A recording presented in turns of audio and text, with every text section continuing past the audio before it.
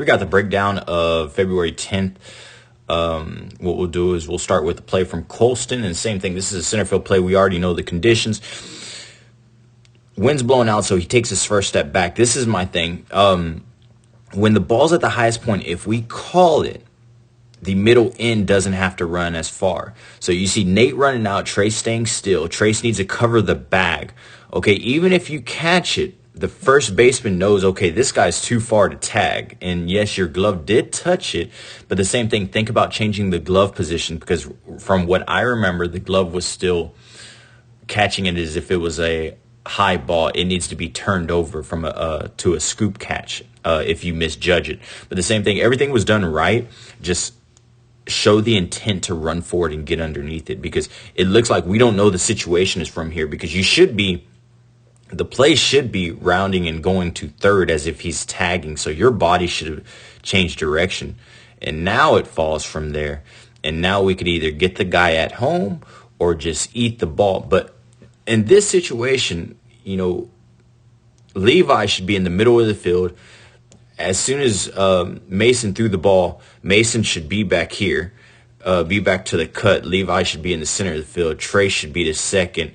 Nate should probably be kneeling down halfway in between. But if you call it, the middle infield knows not to go ahead and check that. That's what we're talking about. Jackson should be in front of the plate, in which now he takes off his mat. And same thing, I want you in front of the plate, in front. And he finally gets in front. Then we get in a better decision to either make the throw or block the throw and go from there or not. And this is, if Mason is behind the plate, then he can catch the ball and throw the guy out at third. And then the same thing, there's no rotation from there. Then the guy runs, and if Trace has second base, then we could say ball, ball, ball, ball. Then he moves to second base. Everybody's just always a step too late. That's my biggest issue. We just need to be on top of that as far as the commanding, and it gets out of hand from here. This is looking at one of the swings from Colston.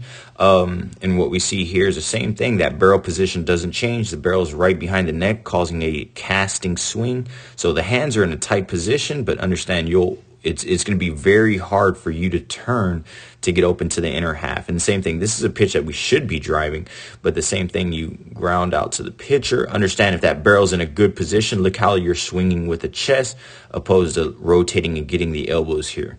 And you'll see a couple of swings of what I talk about, so go ahead and look through the video to see the swings that I'm talking about. And the same thing, you have a low finish. Understand that finish needs to get above that shoulders, and look at where that finish is from there. Here we have Peter. Same thing, Peter, good job as far as the barrel position. It was a whole lot better, but look at the hips getting started overly early. The hips are getting started overly early, and what we see is right there. Okay, the hands should already be turning from there.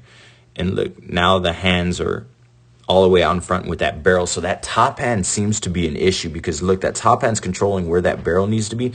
Your hands are there, but that top hand turns the barrel. See, now the hands are in front of the chest, and the only way, you can only hit the ball to the pull side right now. If you hit anything to the left field, it's going to be a weak pop fly or flare, and see, you're out of the zone, and that ball's on the outer half. So think about this. You're hitting the ball in this position where that ball is, and you should be hitting that ball in the outer half position. If you're really looking to drive to the if you're looking to drive to left field, that's what we should be doing. Okay, but you're initially, trying to get that barrel out, trying to hook that ball, but you need to create a little bit more rhythm and try to allow that ball to get to the front of your pocket. Here's the same thing with Peter. Good rhythm here, good rhythm, and the same thing. This is where you make contact, but the same thing. You see how that barrel is just a little bit out in front. And even for me, I think you're a long-limbed kid, to where if you're in a wider stance, that you'll be able to slow the lower body down, and it'll be able to work accordingly. Okay, here's a single to left field, and this is the same thing where the infield, this is a lot of things to point out here. Okay, there's a single to left field, third base. We know it's a hit. Everybody's in rotation. What I would like to see is Tripp already starting breaking downhill right here, because we know the play is going to be right here at second base, and that way Tripp could be in a better position to go instead of playing off as if we're going to center field. Okay, and the same thing, the center fielder should be breaking down here. That way we have two guys in position. Okay, from there, we see the ball down. Okay, we notice Nate is continuing to go through. Nate, as soon as you see the ball down and it's not in front of you, start making your way back here, call for the ball from Peter and start going to the middle infield to control it. Because if you do that, you see how everybody's standing around right there? That's a problem. Nate's standing around, Nolan's standing around, there's two balls to go, and we make a decision to make the longest throw here. And we have Tripp out of position on the backside. Then, there's too many things not going on. If we see the ball down, then Nate makes his way back in here. He makes his way back in here. Then we all rotate to the middle of the field. And that's a lot of the reason why I tell people to play fast. If the ball's down, get back to your position. Then we can make that. And the same thing, Jackson, I want you to be out here quarterbacking it. That way you can see the whole field and not back here. And this is what I keep telling you, if y'all stay engaged in the game, we could do a lot more. But a lot of us are, it's almost walking aimlessly without a goal in mind. Your job is to hurry up, get the ball back to the middle infield. And the same thing, if we get out of position, your job is to hustle back to position. Mason LeBlanc, same thing with Mason. You get that barrel there, but that hand's taking you away. The hands are just going down to the better path, and the same thing, it's going to create a low finish, chest swinging out. Okay, let's just do a better job of that. The same thing, what we see there. Same thing, chest swinging out, overreach, and the same thing. What we see a lot of our guys doing is we're trying to hit the outer half all the way out here when we should be hitting the outer half in a contact 3 position. And I'll talk about that at practice. Let's try to, understand the contact positions and what we're trying to do. Everybody continues to be out in front. And the same thing, this is that pattern that we see. The hands drop down, that barrel drops down, and we have a low finish above the shoulder trying to get it out.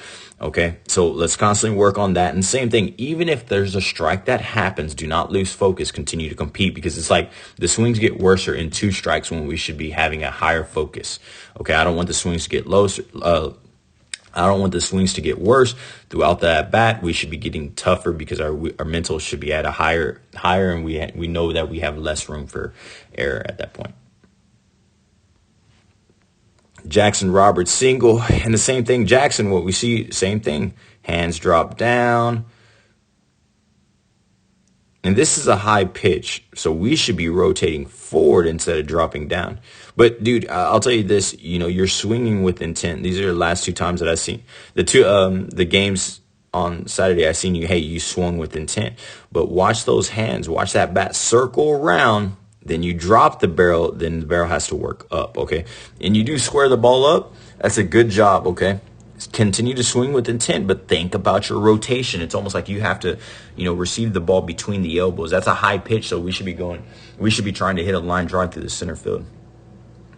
And the same thing, Jackson right here striking out. And you see it even, your position's even, it gets worse right here. Watch this bend. Same thing. Bend, we step a little bit out. You see that front foot's already out. And the same thing in that same position. See how the hips are going forward. The hips are going forward through that position. The stomach is pointing up. And you have a super high finish with your hips up. Then we go back down on our body. So work to stay down in your body. Keep your hips back and let that barrel work. This is Tripp pitching. And this is just a fielding mistake that I wanted to look at. Tripp, you get a ground ball, and the same thing. Anytime we take 2 or 3 steps off the mound, it is no longer a running play to underhand. He sets his feet. The only thing I want you to look at how low you drop that hand. I want you to think about keeping the hands up and keeping the hands elbow to elbow and throwing that, because if we drop our hand, the more chances we have for that elbow coming up. Think about a simpler throw, okay? And the same thing with Levi. Levi, look at how you jump up instead of attack that ball. You're constantly moving up. Good job on, who's that, Stanley over there, making sure that cutoff play. But that's how we should be played. Look at Stanley making that cutoff. He's covering, he's backing up the first baseman. This is how we need to be playing, guys. Here's Trace Nagel, the double. Same thing, that you can see that front foot between the umpire's foot. It's working back. Hands are dropping down, but then you decide to rotate. You see how close those hands are? You know it's an inside pitch, but we got to be geared up to get ready to swing at that inside pitch, okay? Let's do a better job of that. I don't know what the count is there, so, depending on what we're trying to do. Now, I think this is a better rotation. There. You see how tight that rotation is? You still have a little leakage right there, in which I would want the hands rotating from this point right there.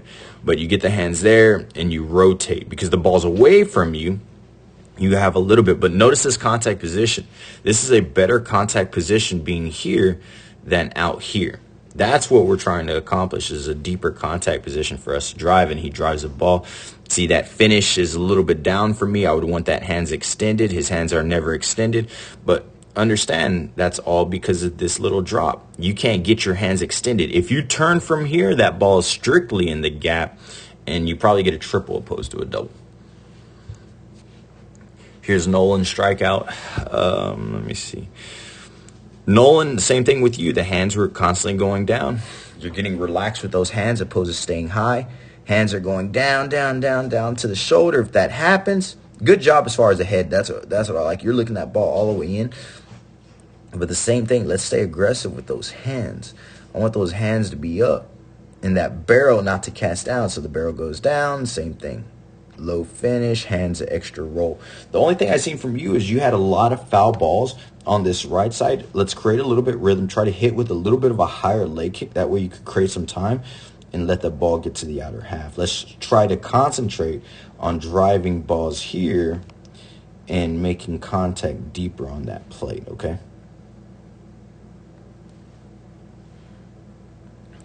Here's Levi. Levi, same thing. Look at the catcher's, look at the umpire's arm right there. That foot's casting out. So when that foot casts out, that head goes a little bit up, and the same thing, we see those hands drop. That back elbow is already starting to rotate through. We're just off. You got to work to either be cut off more and staying in our legs and stay in the second progression, or just go up and down. You opening that hip is causing a lot of ruckus with those hands, and your timing mechanism's off right now. And the same thing, you cast the hands out. Your contact position's almost there. You get to a high finish. The swing's almost there, but it's the lower half's that throwing everything, your timing. The lower half's opening up, and it's giving some free range for those hands to drop down. So you think you need to drop down. And the same thing, try to maintain your height through your swing. You see how far we're dropping? We're dropping all the way down. Okay?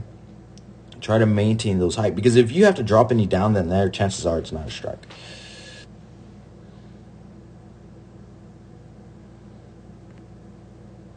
Here's Nate's double, and this is a lot of things to look for on this in this particular play. The same thing, good contact position as far as the outer half, and you got to understand Nate's a little bit longer, so your longer players are going to be a little bit out in front, in which he is, but that's still deep for me. Chest is there, head is there, but the thing to look at is the same thing, the relationship that we're seeing with the guys that are making contact. They're rotating. You see the hands and hips are going at the same time. You have to understand that back leg is turning the body.